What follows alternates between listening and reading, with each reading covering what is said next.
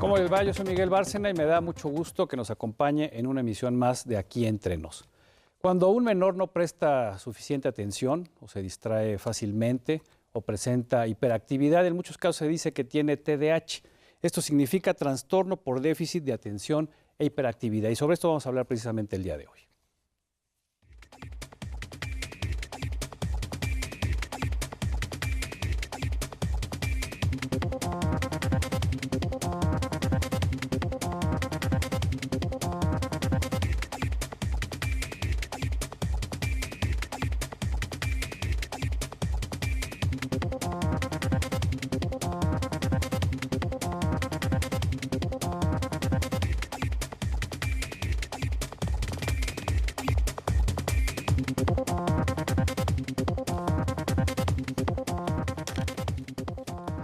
Bien, como le decía, vamos a hablar sobre este trastorno de déficit de atención e hiperactividad y para ello pues hoy tenemos casa llena, tenemos especialistas, tenemos niños, tenemos papás, tenemos gente que conoce muy bien sobre este tema. Se los voy a presentar y van a estar con nosotros en los próximos 60 minutos para conocer exactamente qué significa este TDAH. Está conmigo la psicóloga, la psiquiatra, ella es Marta Georgina Ochoa Madrigal, paidopsiquiatra del Centro Médico Nacional 20 de noviembre del ISSSTE. Muchísimas gracias por acompañarnos.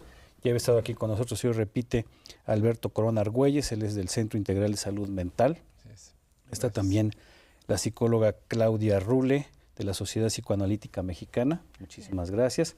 Y está también con nosotros una familia, el papá, la mamá, el niño Genaro Moisés, don Genaro Balbuena, su esposa Susana Martínez, y nos van a platicar cuál ha sido su experiencia. Del otro lado, bueno, también tenemos otra familia, Carolina Quintero, Daniel Romero y Joaquín Romero, para platicarnos también cómo han llevado esta situación. El doctor Jesús Corona, especialista en psicolingüística aplicada y también precisamente especialista en este síntoma o en este síndrome de trastorno. Sí, que yo tengo un libro que se publicará en México, ya está circulando por América del Sur. En México, a partir del año entrante, se llama Trastorno por déficit de atención con o sin hiperactividad, mitos y realidades. Bueno. TDAH, mito de la psiquiatría. Muy bien, pues después del comercial presentamos también a la licenciada Graciela Salgado. Ella es instructora de Applied Scholastic del Centro Educativo Alive. Muchísimas gracias. Muchas gracias. Bueno, vamos a ver qué sabe la gente de este trastorno por déficit de hiperactividad. Ya sabe que ahora en esta época pues todo se contrae y todo se identifica con siglas, VIH, TDAH, en fin, una serie de cuestiones. Y pues es normal que la gente se confunda y que no sepa exactamente a qué se refiere. Vamos a ver qué sabe la gente ahí en la calle.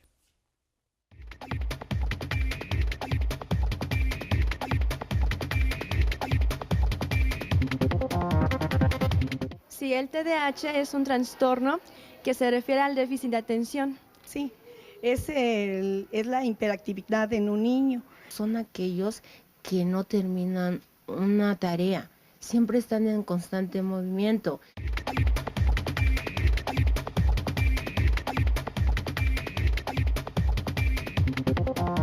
Un niño de 8 años de edad que fue sitemesino.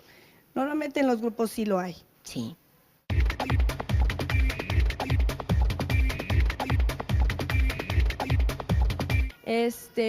El niño puede ser muy inquieto, el niño puede golpear a otros niños, puede estarlos molestando o no puede terminar ningún trabajo, no puede permanecer tanto tiempo sentados. Son niños que constantemente están en movimiento. Sí lo he detectado y como que es el niño latoso, el que siempre pega, el que va reprobado.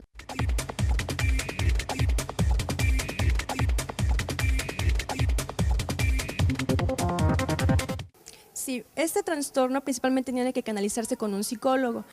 Pudiera ser también en el CAPEP. Ahí también pueden orientarlo o pueden tratarlo. A nosotros no nos dan centros.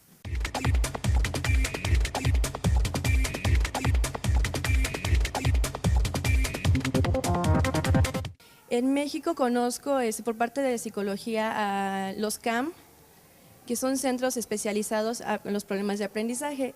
Directamente con algún pedagogo que pudiera apoyar a los papás. Únicamente USAER o CAPEP.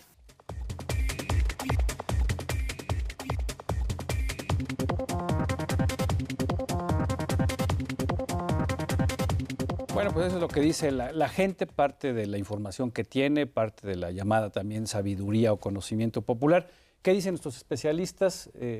¿Están bien? ¿Generalmente tienen una información correcta? ¿Habría algo más que agregar a la definición del TDAH, doctora? Pues mira, ya como definición propiamente dicho, sí es un trastorno que nosotros consideramos neurobiológico. O sea, ya se ha visto cada vez más en las últimas investigaciones que hay algo a nivel cerebral que influye en este síndrome. Realmente, ¿cómo se puede saber si un niño es hiperactivo? Porque ahora para todos decimos que es hiperactivo si no pone atención, porque quiere ver la tele y luego quiere el videojuego. Ya cuando está con el videojuego se quiere ir al jardín y cuando está en el jardín se quiere regresar a ver la tele. ¿Esto es normal? ¿Se presenta prácticamente hoy en todos los menores o es una situación muy particular, doctor Córdoba? Es una situación muy particular. No todos los niños que son inquietos son hiperactivos, ni todos los niños diagnosticados con trastorno por déficit de atención lo padecen. En nuestro país hay una carencia enorme de especialistas en el tema. De repente vemos que un maestro en una escuela diagnostica. De repente vemos que un psicólogo que no está preparado para enfrentar una diagnosis concreta en relación al trastorno por déficit de atención, diagnostica. Psiquiatras, que no está, el 70% de los psiquiatras en nuestro país no está preparado para diagnosticar el trastorno por déficit de atención. Entonces, partimos ahí de una serie de errores y de elementos equivocados. Esto de las consejas populares, de que los niños hiperactivos, lo que la televisión comercial difunde de manera excepcionalmente absurda sobre el trastorno por déficit de atención, que es un trastorno que se debe tomar con mucha atingencia, con mucha precisión. ¿Por qué razón? Yo estoy de acuerdo con la doctora Paido, psiquiatra, en el sentido de que hoy en día los estudios, la Universidad de Leiden en Australia, por ejemplo, acaba de hacer una investigación enorme en más de 1000 niños diagnosticados y confirmado el diagnóstico de trastorno por déficit de atención.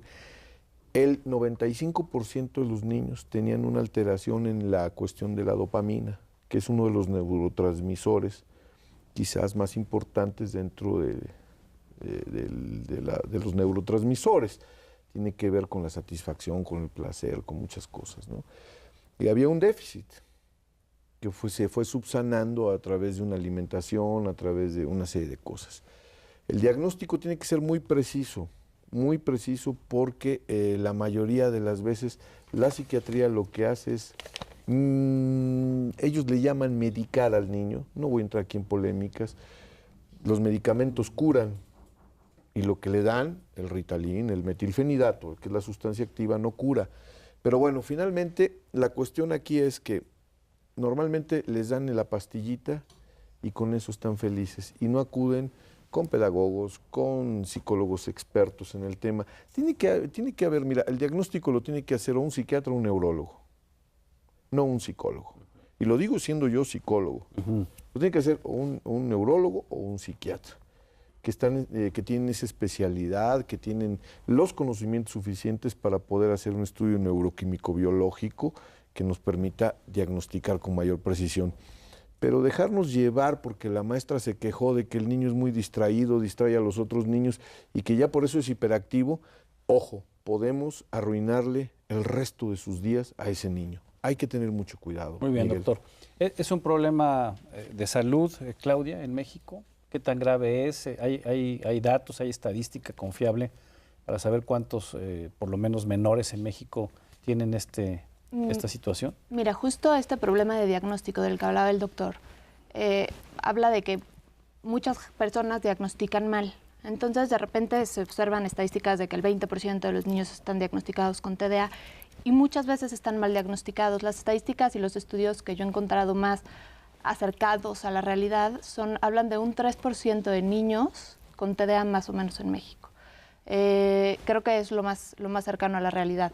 Y aquí me parece importante hablar justo del diagnóstico por TDA. Creo que lo que decía el psicólogo es correcto. Se necesita un neurólogo que avale el posible diagnóstico de TDA que pueda hacer algún psicólogo. TDA es lo mismo que el TDAH.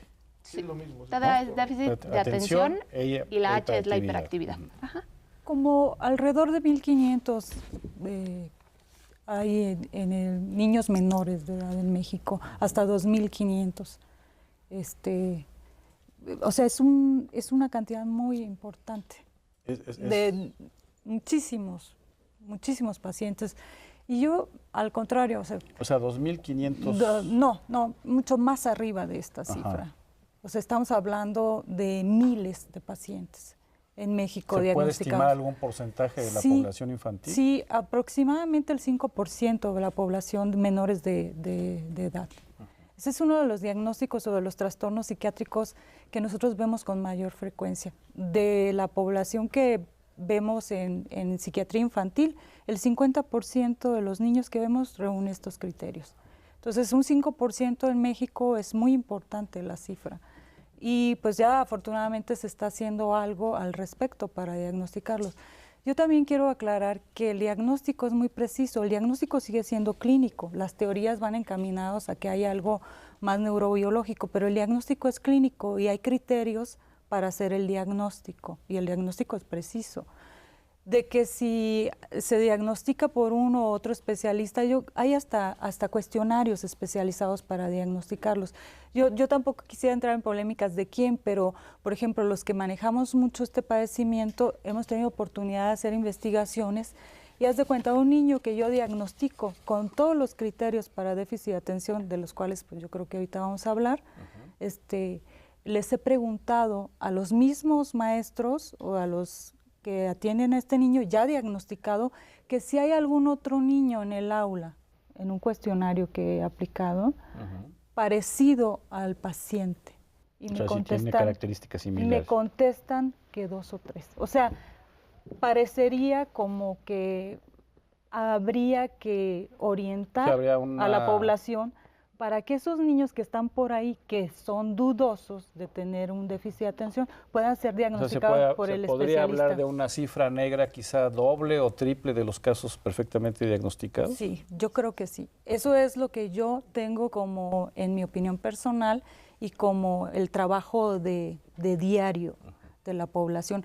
Desafortunadamente, como se ha visto, no todos cuentan con los servicios médicos adecuados para llegar directamente al especialista. Claro. Y ahí entonces llega toda esta mala información donde los maestros o cualquiera puede diagnosticarlos, pero quienes sabemos y quienes atendemos a esto sabemos cuáles son los síntomas que nos dan el diagnóstico.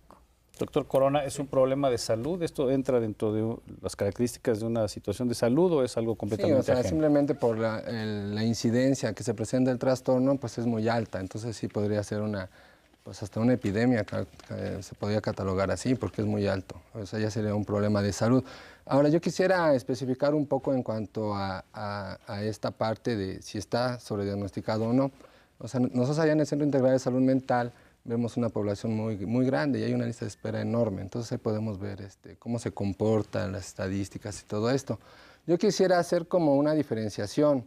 Cuando el trastorno ya es bioquímico, cuando ya hay una alteración en la función del órgano o en la estructura anatómica, eso indudablemente ya corresponde al área médica, porque es anatómicamente o funcionalmente bioquímica. Y en esta situación, cuando es bioquímica o anatómica, no hay más que un medicamento y que sea tratado por un médico especialista. Claro, con todo, o sea, eso sería lo primordial, y lo secundario pues sería entonces la parte psicológica, la parte pedagógica, la parte de familia. Pero bueno, acá lo que hemos visto es que está a veces como muy sobrediagnosticado, porque hay trastornos en el desarrollo emocional. Y en eso ya no es un trastorno, no tiene que ver con bioquímica o con anatomía, simplemente tiene que ver con un atorón en la personalidad, en el desarrollo de las emociones. Entonces, si yo estoy medio deprimido, si veo que se pelean mis padres, si hay drogadicción, si me están abusando sexualmente, pues entonces voy a empezar a tener desequilibrios. Pero es una cuestión emocional. Emocional. ¿Y cómo se va a manifestar esto? Se va a manifestar con inatención, con hiperactividad, ¿no? Entonces, ahí es cuando muchos dicen, TDA, o sea, pueden ser los dos extremos, falta de atención o hiperactividad. Una cifra que acompaña esta situación y para evitar las polémicas, 70% de los niños diagnosticados con el trastorno por déficit de atención con hiperactividad, 70% de los niños con hiperactividad, vienen de hogares de eso que llaman ahora disfuncionales, que tampoco existe el terminajo, ¿no? Vienen de hogares con problemas, son problemas emocionales. Pero bueno, entonces todos los hogares tienen problemas, digo. Es que en este rango, como decía, aquí, perdón, nada más, yo no podría estar de acuerdo con la paidopsiquiatra, porque para los psiquiatras todos encajamos en todos los trastornos habidos y por haber en el DSM, y todos encajamos en sus cuestionarios, y los cuestionarios tienen, desde mi punto de vista profesional, tienen muchas deficiencias porque además no toman en cuenta factores idiosincráticos, factores de la actitud de nuestro país, culturales, sino que de repente como que se traen la modita de Estados Unidos, de Suiza, de Suecia, etcétera, etcétera, se traen un cuestionario, lo traducen y de repente lo aplican aquí y sin la menor consideración. Esa es mi experiencia. Vamos a ver qué nos dice aquí la psiquiatra y el doctor. Vamos un poquito con el equipo de reporteros que investigaron un poco sobre el origen, sobre las causas.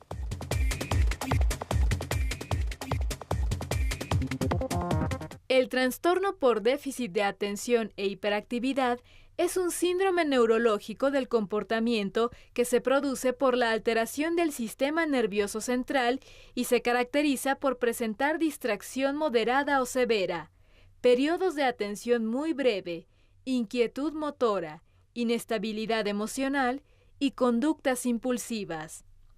Su origen es de tipo genético, aunque también se ha demostrado que algunos factores no hereditarios pueden desembocarla en mínima proporción. Se diagnostica en los primeros años de vida y persiste hasta la edad adulta en el 60% de los casos, pero de forma atenuada y en ocasiones no es perceptible.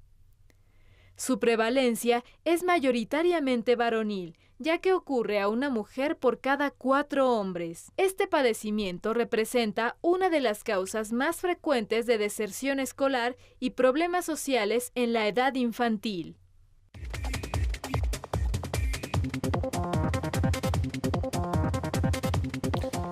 Bueno, eso es parte de las causas. Yo quisiera ahora conversar con las familias que nos acompañan este día, con la familia Romero Quintero, para que nos cuente un poco cómo se dieron cuenta que su niño tenía estas características, a quién acudieron.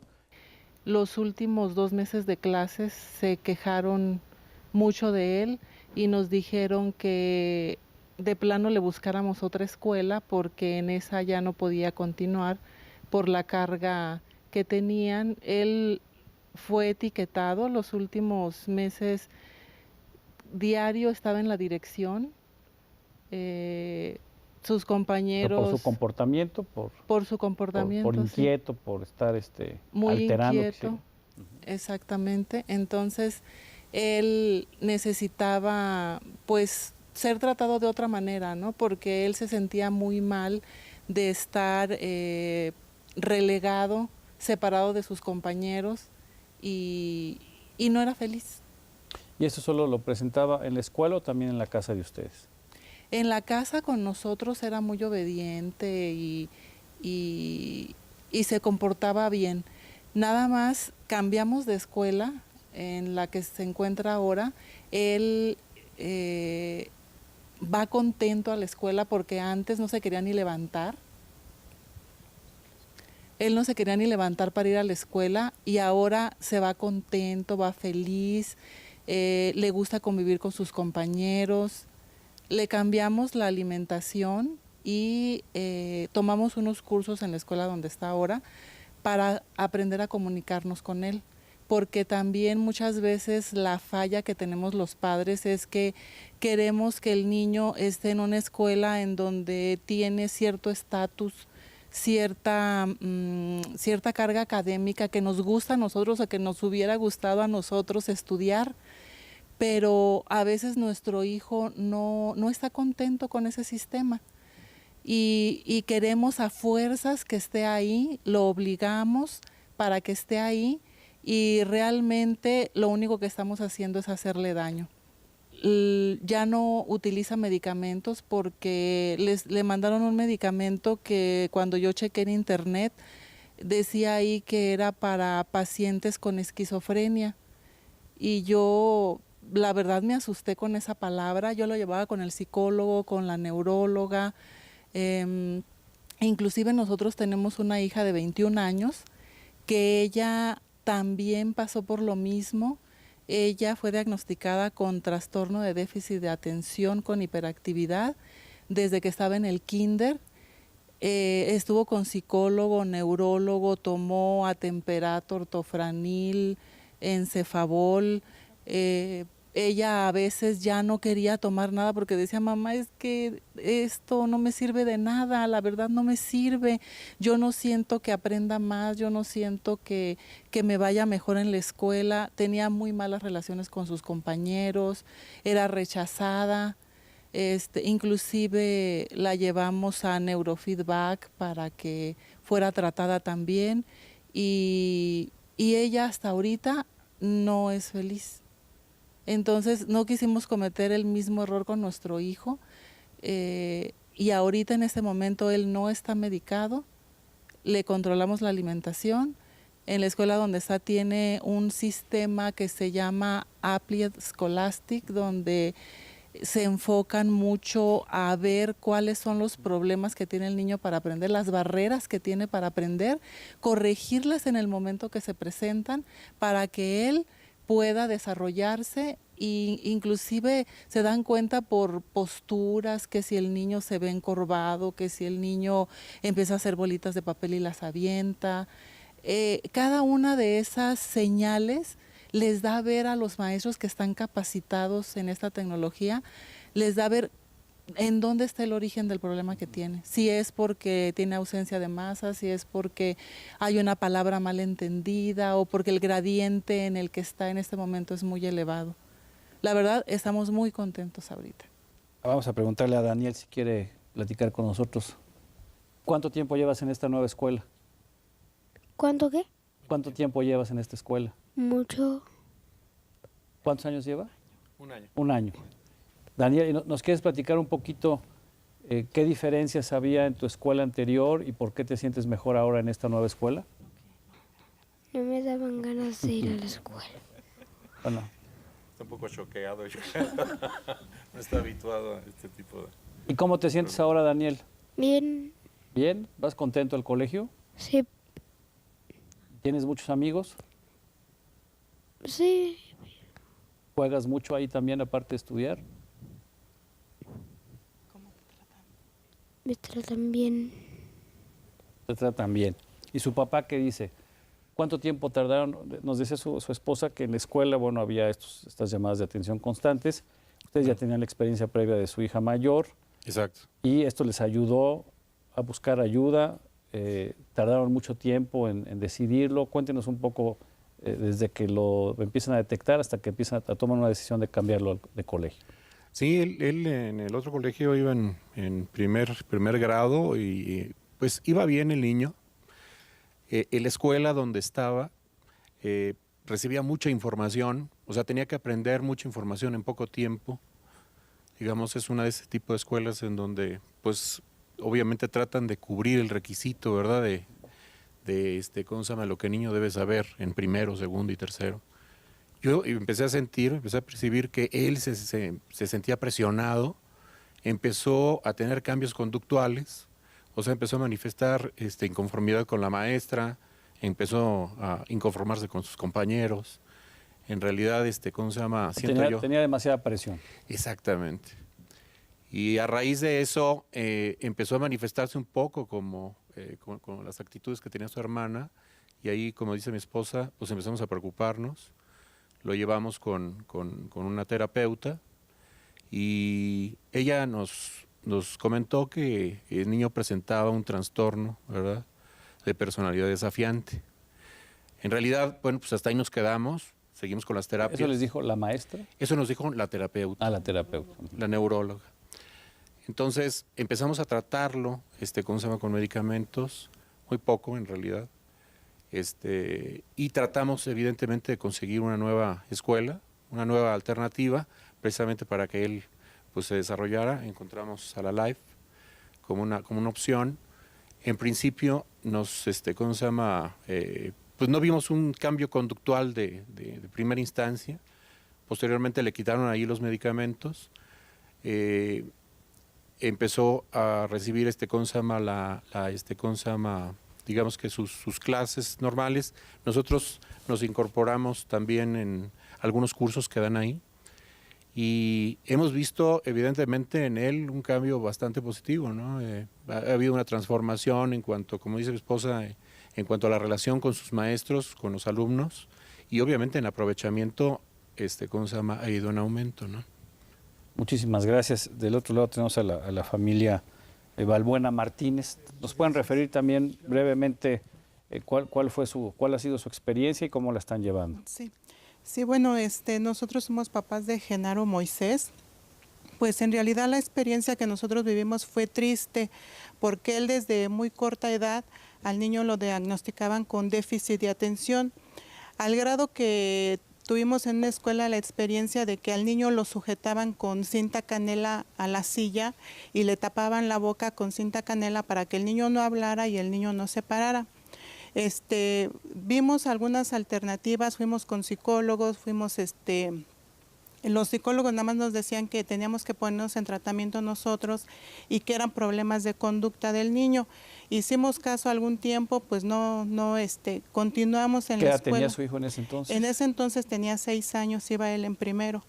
Y continuamos en otra escuela, tuvimos el otro problema en cuarto año, que la maestra lo diagnosticó también, que dijo que el niño tenía déficit de atención, que ella insistía en que nosotros le diéramos medicamento, que ella no lo daba para que el niño iba a estar muy tranquilo, porque el niño no era capaz de estarse sentado un minuto, el niño estaba parado.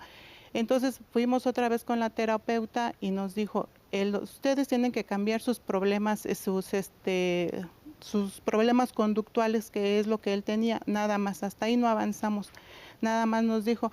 Entonces, pues ya era tanta nuestra desesperación que nosotros ya íbamos a ir al Juan N. Navarro para ver qué es lo que pasaba, era el hospital de psiquiatría, qué era lo que pasaba con el niño.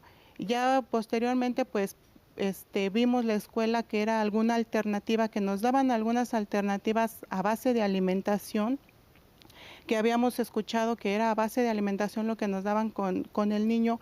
Intentamos acudir ahí, pues de principio pues sí nos costó un poco de trabajo por situaciones de que nosotros nos hacemos 2 horas y media de la casa donde vivimos a la escuela y pues por cuestiones económicas también. Nos detuvimos un poco, pero pues hicimos el sacrificio. Ahora el niño va muy contento a la escuela, el niño tiene buen aprendizaje, sus problemas conductuales cambiaron totalmente y pues él está muy feliz en la escuela. El trato de los maestros, él está muy, muy contento y nada más fue a base de alimentación, vitaminas y fue todo lo que vivimos con él. ¿Cómo te sientes, Genaro? Pues me siento muy bien porque las maestras me enseñan muy bien y y también la escuela es muy bonita y pues sí voy bien en mis calificaciones y sí tengo un buen aprendizaje a las escuelas anteriores que llevaba, no. ¿Cuántos años tienes, Genaro? Tengo 11. 11. ¿Y en qué año vas? Quinto. ¿Cuántas horas al día vas? 6 horas. De 8 a 2 y media. ¿Estás tranquilo, estás contento, estás aprendiendo, sí, estás bien en términos generales? Sí. Y, señor Balbuena, ¿hicieron algo ustedes? Porque lo que ustedes narran es muy grave, ¿no? Que en una escuela nosotros, pública como llegaran a estas actitudes. Hicimos el sacrificio, le echamos muchas ganas porque nos interesaba y nos interesa a nuestro hijo, ¿no? Como papás, pues queremos lo mejor. Como dice mi esposa, buscamos ayuda hasta llegar a esta escuela. No hicimos nada, simplemente pues pensamos, ¿no? Que cómo es posible, como estaban tocando ese punto de que ahora los maestros si se atreven a dar un medicamento o a diagnosticar y a medicar a una persona que la verdad no tienen la preparación, ¿no?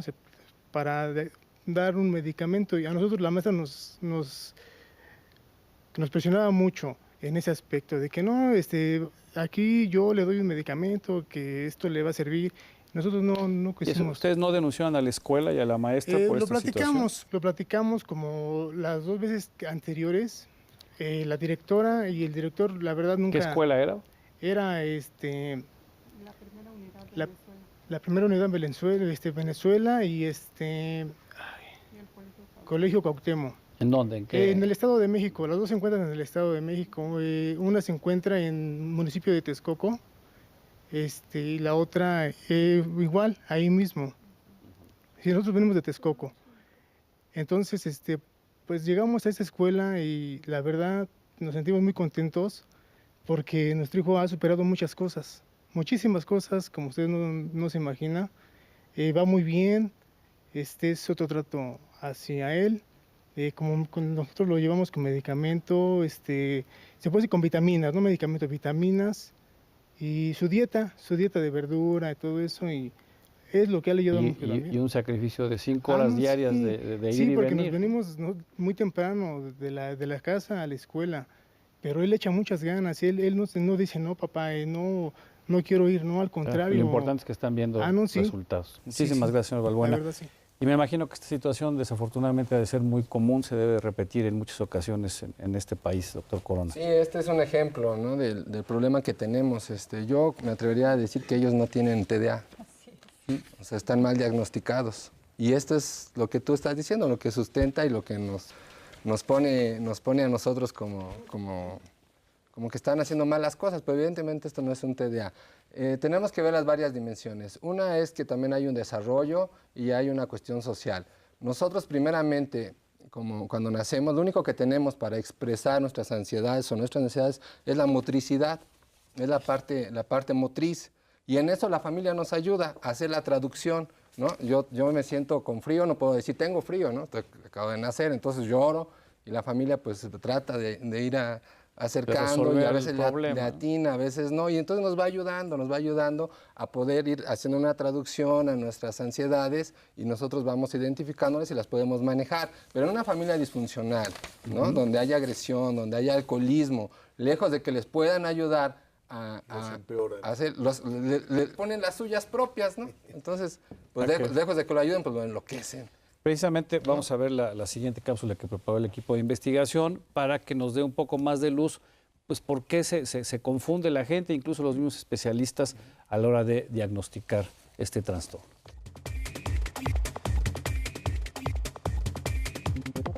Esta enfermedad no es un trastorno del aprendizaje, aunque en muchos casos se asemeja con desórdenes de ese tipo. El bajo rendimiento escolar no es condición necesaria ni suficiente para establecer el diagnóstico. Tener trastorno por déficit de atención e hiperactividad no es nada fácil. Quienes lo padecen, por lo general, son discriminados, por lo que se les dificulta la adaptación social en la escuela o trabajo. Asimismo, también sufren los familiares de quien padece TDAH, ya que viven en constante estrés al pensar en las dificultades que enfrenta el enfermo. En México existen 6 millones de personas con este síndrome y no más de 500 especialistas para atenderlas, de acuerdo con la Asociación Mexicana por el Déficit de Atención, Hiperactividad y Trastornos Asociados. Los fármacos y su terapia implican gastos que van de 2,000 a 12,000 pesos mensuales, pues a los pacientes se les administran fórmulas de medicamentos que muchas veces son costosos.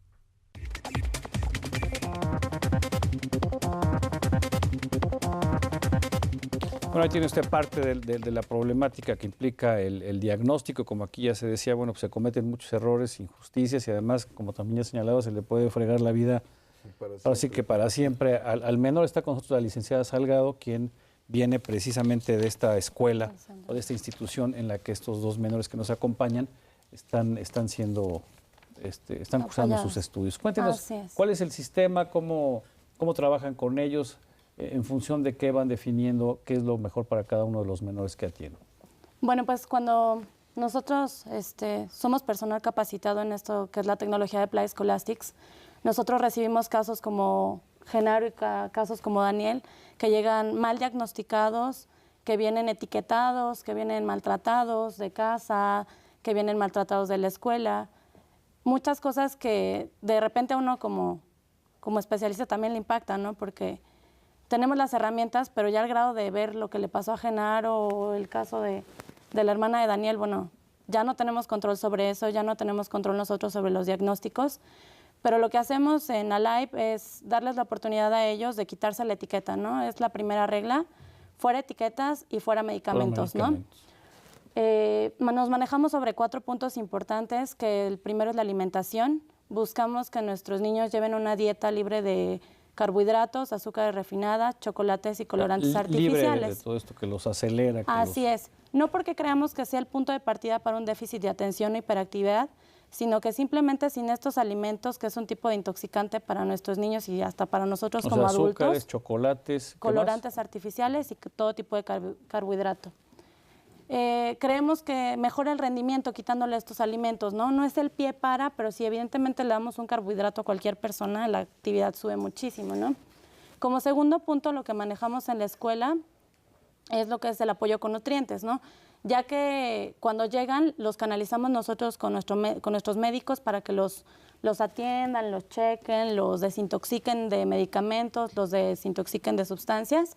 Lo que hacen es mandarles medicamentos, vitaminas, proteínas, minerales, todo aquello que les pueda hacer falta a ellos, que no está dentro de su dieta y que mejora el desempeño. Exactamente, puro complemento alimenticio, no medicamentos. El tercer punto que nos hace diferentes a otras escuelas regulares es el uso de la tecnología de estudio. Esta tecnología de estudio lo que propone es que niños como estos no presentan un desbalance bioquímico como hay, ¿no? Sí, también hay personas que definitivamente tienen un desbalance bioquímico, una parte de inmadurez cerebral, pero nuestros niños que llegan a Alive son generalmente con etiquetas. Lo que hacemos es que estas barreras al estudio se capacita todo nuestro personal y nuestro personal está listo para darles una atención adecuada a cada una de las necesidades, ¿no? Con Daniel, que en el caso de Daniel lo que nosotros observamos era que no tenía problema de conducta, no tenía hiperactividad, no tenía déficit de atención, no necesitaba un medicamento. Simplemente el problema que en este caso tenía Daniel es el problema de la comunicación, ¿no? Dicen, tiene un trastorno de contrariedad o no sé qué, oposicionista, ¿no? Simplemente es la cuestión de que a Daniel hay cosas que no le gustan y que Daniel desafortunadamente nadie le ha enseñado a canalizar esa energía de decir, oye, no me gusta porque no me parece correcto, no me gusta porque no es de mi agrado. Simplemente Daniel buscaba como otra alternativa y decían, es problema de conducta, ¿no? Y en el caso de Genaro igual, digo, explotar las habilidades que Genaro tenía hemos descubierto que tiene, por ejemplo, el don de la palabra. Hace poquito se fue con nosotros a concursar en oratoria al nivel zona, fue uno de los mejores. Y son cosas que tenemos que ir trabajando en ellos, ¿no? Darles la confianza a ellos. ¿Cuántos alumnos tienen? Ahorita contamos con una población de 40 más o menos. Lo que buscamos es darles una atención individualizada, ¿no? ¿Solo hay un plantel? Tenemos solamente un plantel que es Alive, estamos ubicados en Miguel Ángel de Quevedo y Avenida Pacífico, igual, digo, para quien lo necesite, estamos a sus órdenes sin ningún compromiso de irnos a conocer. La propuesta es muy interesante. Como cuarto punto, antes de que cierre yo los 4 puntos, manejamos lo que es la ética, ¿no? El proceso de entrar en un razonamiento con estos chicos, porque definitivamente traen una cuestión de haber hecho cosas incorrectas, estar separando, no hacer, ya traen un modo de operar con su escuela y en su casa que trae puntos fuera, ¿no? Lo que hacemos en ética es que el niño entre en un proceso de razonamiento y que sepa discernir entre lo que es correcto e incorrecto y tomar consecuencias a partir de ello por propio pie, o sea, que sea autodeterminado, ¿no? No determinarles de te sales del salón, te saco de la escuela, ya no te quiero, te quedas aquí todo el recreo. Digo, sí hay consecuencias y ellos tienen que tomar parte de ello, ¿no? Esa es la propuesta de Alive. Hemos visto muy buenos resultados, nuestros chicos están contentos. Nuestros grupos son pequeños para también darles atención porque ustedes saben que cuando hay un déficit de atención hay un rezago educativo muy importante también que es necesario cubrir, ¿no? Hay niños que nos llegan a cuarto, quinto, sexto año. ¿Tienen grupos de cuántos alumnos? 15 niños máximo. Llegan con este rezago y lo que hacemos es trabajarlos totalmente individualizados porque le comento, llegan de cuarto, quinto, que llegan sin saber sumar, sin saber restar, multiplicar y digo, yo no entiendo cómo llegaron hasta ese nivel si no saben hacerlo. El déficit de atención es de los educadores y de las autoridades y de muchos especialistas. Sí, que no han sabido canalizar correctamente qué es lo que tienen o han sido mal diagnosticados, como ya lo comentaba. Gracias. Gisela, menciono un punto muy importante que yo quisiera retomar, que es el de la ética para diagnosticar o para atender o quizá sumado con negligencia, con impericia, inexperiencia, falta de capacidad, falta de capacitación. Yo no quiero hablar de mala fe, de que la gente cuando mal diagnostica lo hace de mala fe. No quiero tocar ese punto. Yo lo que quiero decir, y subrayo, hoy tengo la oportunidad de conocer a la doctora Paidó, psiquiatra, y me parece una persona muy competente, y yo confiaría que ella le diera un diagnóstico a un hijo mío. Yo sí lo confiaría. O a ti mismo, ¿no? O a mí mismo. Pero hay una situación que no toda la gente tiene la capacidad que ella tiene. Es decir, en México los psiquiatras, y lo he discutido con mi propio psiquiatra, porque yo estoy con mi psiquiatra, que no me da las pastillitas mágicas porque en ese momento puedo convertirme en algo peor de lo que soy. Pero voy a esto. Lo he discutido. ¿Qué capacidad tienen realmente el 100% de los psiquiatras para diagnosticar el trastorno por déficit de atención? Vuelvo a insistir, la cifra es 75% de los psiquiatras en México no están capacitados para un diagnóstico de esto. 96% de los psicólogos en nuestro país no tienen las herramientas para hacer un diagnóstico acertado sobre el trastorno por déficit de atención. ¿Qué nos queda? Una población profesional muy limitada que está capacitada para este diagnóstico, que verdaderamente nos puede servir su diagnosis y no estar en este juego perverso de las cifras, porque la Secretaría de Salud no tiene cifras oficiales, es decir, ni siquiera el INEGI, se hablan y se hacen un montón de cifras y de datos que solo Dios sabe de dónde salen. La mayoría de los que trabajamos el trastorno por déficit de atención tenemos la estadística de nuestra propia experiencia. Y eso es muy limitado. Es muy limitado. Aun cuando trabajes en una institución tan grande como el Hospital 20 de Noviembre, que es extraordinario, este hospital, sin lugar a dudas, tiene los mejores especialistas del Instituto de Seguridad y Servicios Sociales de los Trabajadores del Estado, estoy convencido de ello. Pero es una población muy pequeña, o sea, no podemos hablar de que es que vemos de cada 10 niños, 8 son diagnosticados. Pues sí, eso en mi experiencia propia. La única cifra concreta que hay es la de la falta de especialistas para este trastorno. La otra cifra concreta que hay es que hoy en día los problemas de la modernidad están conllevando a tener padres disfuncionales, es decir, no hogares disfuncionales, padres que están ocupados en todo menos en los hijos. Padres permisivos que a los niños no les ponen límites, no les enseñan que hay una sociabilidad, una convivencia, una compenetración social, porque los niños hacen exactamente lo que quieren. Y entonces ahí, a partir de ahí llegan a la escuela a querer hacer y querer imponer y hacer sus métodos los chavitos y hacer todo lo que ellos quieren. Y a las maestras, como tienen 40, ojalá todas fueran como la escuela que nos menciona la licenciada, tienen 40, 50 niños, 30, 45 niños, las pobres maestras se vuelven locas, con un montón de escuincles majaderos, mal educados, que en sus casas no les ponen un límite, no los enseñan a socializarse, y llegan a la escuela desatados como verdaderos primitivos, y entonces las maestras lo que hacen es aventar la bolita a los que sí sabemos de estos temas, pero nos la avientan mal y dicen es que tiene trastorno por déficit de atención. Yo he visto peligrosamente en escuelas públicas una serie de cuestionarios que pueden ser muy buenos en manos de un especialista, pero no en manos de una profesora que a través de que ve que dice, el niño se mueve mucho, sí, ay, se mueve mucho y tacha y pone la palomita y al rato, señora, su hijo está diagnosticado por trastorno de déficit de atención porque reúne los requisitos del cuestionario. ¿Ella está capacitada para aplicarlo? Por supuesto que no. Gracias, doctor. Vamos con la doctora por derecho de réplica, sobre todo el diagnóstico y este tipo de cuestionarios que, de acuerdo al doctor y algunos otros, no serían quizás los más adecuados. Pero no dije de la psiquiatría, dije el cuestionario lo aplica la maestra porque no sabe. Así es. Pues se me ocurren muchas cosas, todo está muy bien. Yo coincido con el doctor que me queda la duda de que estos niños sean déficit de atención y precisamente veníamos a hablar de déficit de atención. Y me queda la duda porque la misma maestra, ¿verdad?, lo dijo, o sea, él no tenía déficit de atención, no era hiperactivo, no era, o sea, no lo es. O sea, hay criterios muy precisos para déficit de atención y son 3, así de simple. ¿Cuáles son? Son la hiperactividad, pero no una hiperactividad como dice aquí el psicólogo, natural, no el niño inquieto, una hiperactividad que ponga en riesgo a veces al niño en su conducta motriz, una hiperactividad que su raye, propia seguridad, sí, claro, que sea inadecuada, que el niño no sea capaz de, Un niño con déficit de atención no es capaz de... O sea, totalmente, ¿no? O sea, hay criterios, y esa hiperactividad es la que nos da este punto cardinal, la hiperactividad. Y que lo afecta en más de un área de su vida.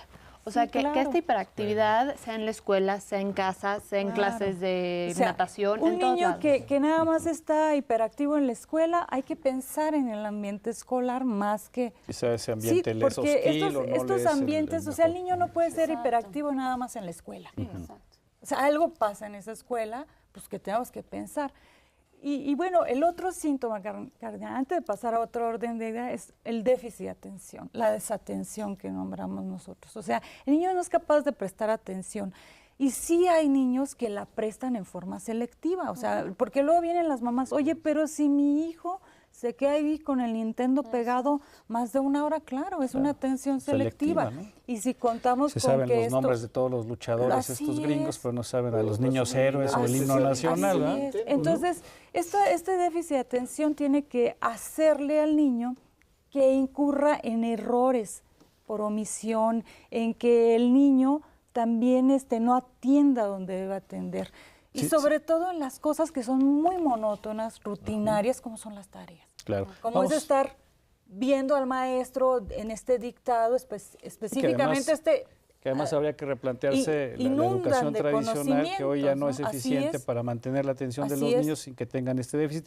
Vamos a conocer algunas otras manifestaciones de los niños diagnosticados con este síndrome y regresamos con la doctora y con el panel para seguir hablando. Hay muchísimo más que decir.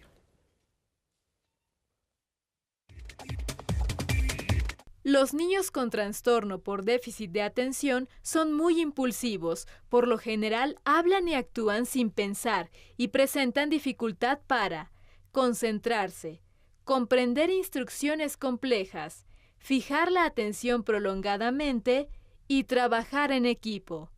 Las manifestaciones del déficit de atención son no atender detalles y cometer errores al ejecutar instrucciones, dificultad para mantener la atención, sordera ficticia, no terminar las tareas asignadas, problemas para organizarse, evitar labores que requieren esfuerzos continuados, olvidar y perder objetos, facilidad para distraerse u olvidar actividades pendientes de realizar. Son manifestaciones de hiperactividad el movimiento constante, incapacidad para permanecer sentado mucho tiempo, correr o trepar por sitios o en momentos inapropiados, hablar en exceso, contestar antes de que termine una pregunta e interrumpir sin justificación a los demás.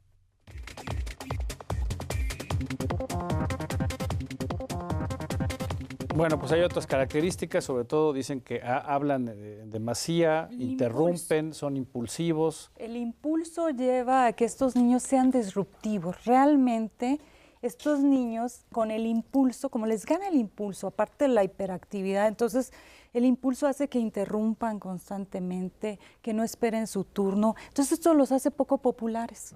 Son niños que los rechazan los demás porque no saben esperar su turno. Los van aislando, ¿no? Es más, este trastorno persiste hasta en la vida adulta. Hablando de lo que aquí el psicólogo estaba comentando hace rato, persiste hasta en un 60%. O sea, esto no se cura con el tiempo.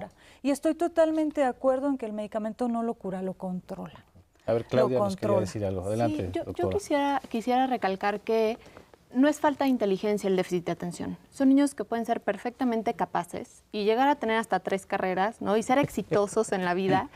Y que esto de repente se confunde, ¿no? Y por eso son etiquetados y por eso son estigmatizados como un problema, ¿no? Cuando realmente es algo que se puede controlar, si la escuela tiene las estrategias correctas, si la escuela está bien capacitada, los maestros para manejar a estos niños con déficit de atención, hay estrategias muy específicas para los maestros que pueden llevar a cabo en el aula, como tener al niño sentado enfrente, por ejemplo, darle reconocimientos constantemente, que sea el niño que vaya y traiga los encargos, o sea, que lo tengan en movimiento más que a los demás. En fin, hay como estrategias específicas y que los padres también pueden seguir en casa para manejar esto. Que me parece importante que los padres sepan que los límites es una de las cosas más importantes con las que se puede ayudar a un niño con déficit. Había que agregar un componente que siempre está presente en todas estas deformaciones, que son los medios, los videojuegos, de este tipo de cuestiones, la falta de atención de los papás, la falta de tiempo, la falta de capacitación de los profesores, la falta de profesionalismo de los especialistas. Todo esto complica demasiado las cosas, doctor. ¿Cómo hacerle para enfrentar un problema? Sí, claro, toda esta parte social. Estamos hablando de TDA, ¿no? Estamos hablando de trastorno de déficit de atención. Y como que es muy claro de la parte psicológica y la parte médica, científica, cómo es un TDA. Pero el problema que tenemos es que aquí no tenemos un TDA. Entonces, ¿por qué hay esta confusión, no? Porque estos niños que no tienen TDA, porque son diagnosticados como TDA, ¿no? Entonces, habría que mejor ubicarnos el por qué esta confusión, ¿no? Entonces, esto es un desarrollo. Y lo que estás diciendo de los medios, pudiéramos equiparar como una sociedad hiperkinética, hipercinética, que está encaminada al consumismo. Y que nos acelera constantemente, ¿no? Todo el estilo de vida es entonces acelerado. no nos da la oportunidad para podernos detener y podernos pensar a sí mismo. ¿Qué punto tenemos cuál es mi relación? ¿Qué hacer? ¿Cómo protegernos? ¿Cómo ayudar a nuestros niños? ¿Cómo Ahora voy a hablar de los padres siguen, sí, tú mismo lo dijiste, los padres están también en el consumismo, están trabajando, la sociedad también, te ofrecen fútbol, te ofrecen videojuegos, que lo único que hacen es seguir en eso mismo. O sea, esto está apuntalado por la familia, por la sociedad, por los medios, ¿no? Y entonces es un problema social. Entonces escapa a veces a la cuestión bioquímica de que nosotros sabemos. Nos quedan 4 minutos. Yo rápidamente quiero hablar ahora como testimonio.